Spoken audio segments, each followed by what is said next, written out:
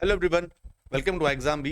मेरा नाम है अश्विनी पुंडीर और मैं स्वागत करता हूं आपका हमारे यूट्यूब चैनल पर। आप सभी जानते हैं कि आपका आईबीपीएस आरआरबी पीओ का जो प्रीलिम्स है उसका एग्ज़ाम हो चुका है और अभी आपके पास ऑलमोस्ट एक महीना है आपकी मेंस की तैयारी करने के लिए।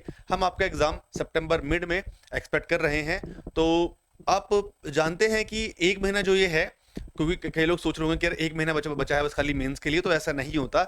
जो स्टूडेंट्स जो एक्सपीरियंस्ड हैं या फिर जिनको आइडिया होता है या फिर जो बहुत अच्छे से पढ़ाई कर रहे हैं उनको पता है कि हमें प्री और मेंस की तैयारी एक साथ करनी होती है, तो उनकी तैयारी जो है ऑलरेडी वो चल रही है। मेंस की तैयारी वो ऑलरेडी प्री के साथ साथ जो है वो करते आ रहे हैं।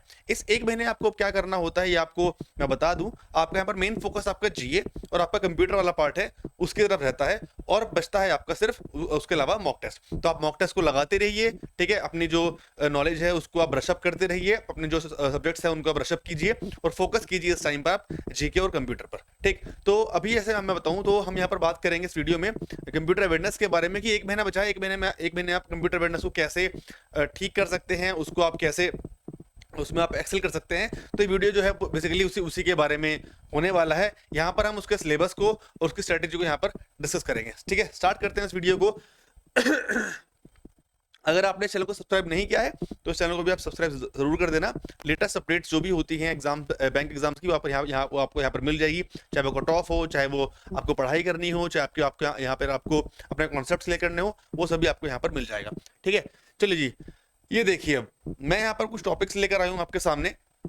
इसका आप स्क्रीनशॉट ले लो बहुत आराम से, कोई जल्दी नहीं है ना। इसका स्क्रीनशॉट लो और फिर वापस यहाँ पर वीडियो पे आते हैं, ठीक। ये देखो, history and generation of computers, types of computer, components of computer, computer languages, DBMS, MS office, computer network, operating system, computer security, browser, shortcut keys, abbreviations और एक्सटेंशन फाइल्स। ये पूरा का पूरा आपका यहाँ पर कंप्यूटर का जो सिलेबस है वो मैं यहाँ पर लेकर आया हूँ, और इन्हीं क्वेश्चंस में से एक एक दो सवाल हर एक चैप्टर में से ऑन एन एवरेज आपके यहाँ पर पूछे जाते हैं।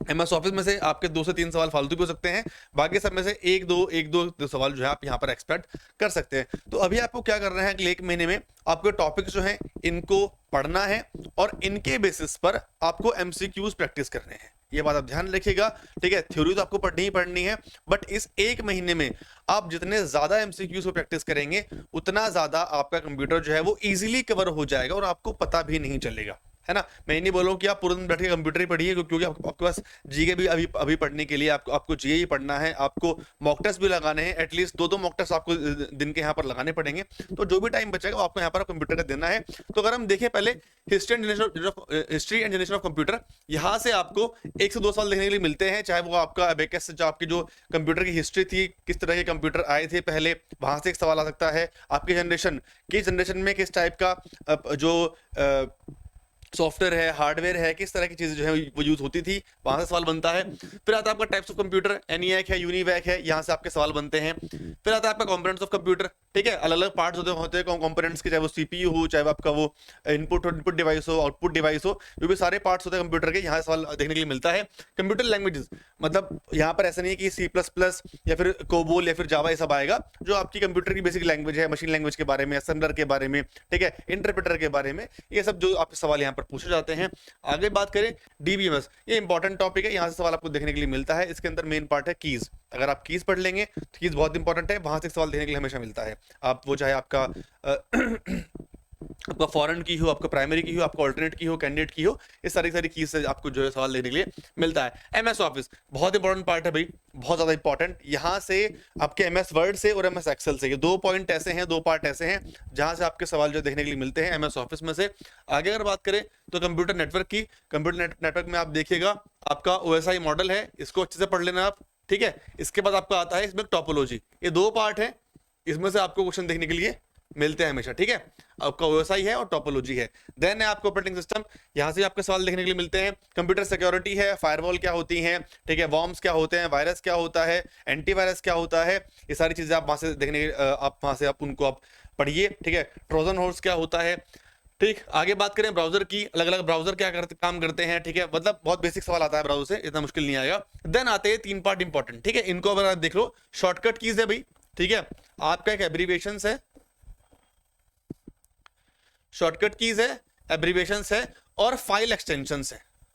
ठीक, इनको आप देख लेना, ये बहुत इंपॉर्टेंट है, क्योंकि शॉर्टकट कीज आपसे पूछ जाते हैं। शॉर्टकट कीज को आप कहीं भी कंसिडर कर सकते हैं, आप चाहे उसको एमएस ऑफिस में कंसिडर कर लीजिए या फिर कहीं और कंसिडर कर लीजिए, बट शॉर्टकट की से सवाल हमेशा आता है। ठीक है, आपके 3 से 4 सवाल तीन आपको यहाँ से देखने के लिए मिलते हैं। एब्रीविएशन होगी आपकी, ठीक है, फुल फॉर्म जो होती है कंप्यूटर की अलग अलग होगी, ठीक है, SMTP है, STTP है, आपसे आपकी प्रोटोकॉल जो होती है उनसे सवाल भी आपसे पूछता है इसके अंदर।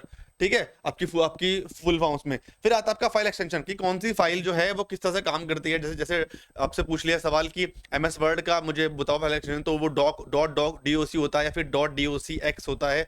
ऐसे सवाल आपसे यहाँ पूछे जाते हैं। ठीक है, बहुत इंपॉर्टेंट है। तो 3 टॉपिक है, इन पर आपको खासकर ध्यान देना है।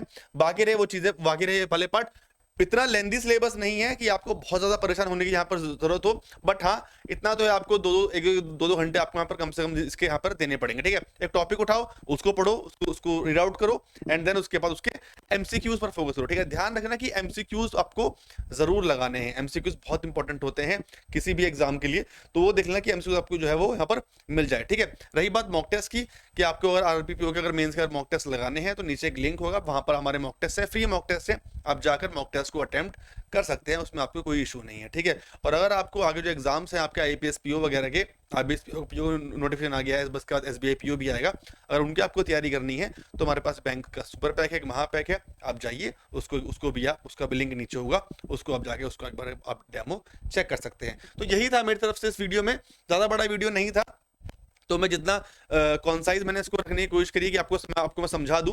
तो ये टॉपिक्स है, इनको आप देख लो, इन्हीं को आपको पढ़ना है, यहीं से आप जो है वो इजीली कंप्यूटर में अच्छे नंबर स्कोर जो है आप वो कर सकते हैं। ठीक है, तो यही था मेरी तरफ से। बाकी आपको कोई भी अगर क्वेरी हो, कोई भी आपको दिक्कत हो, तो आप नीचे कमेंट बॉक्स में आप वहां पर आप लिख दीजिए, मुझे आप बता दीजिए, मैं ट्राई करूंगा आपके वहां पर सवालों के जवाब देने के लिए। ठीक, तो मिलते हैं फिर नेक्स्ट वीडियो में, तब तक के लिए thank you so much and have a good day.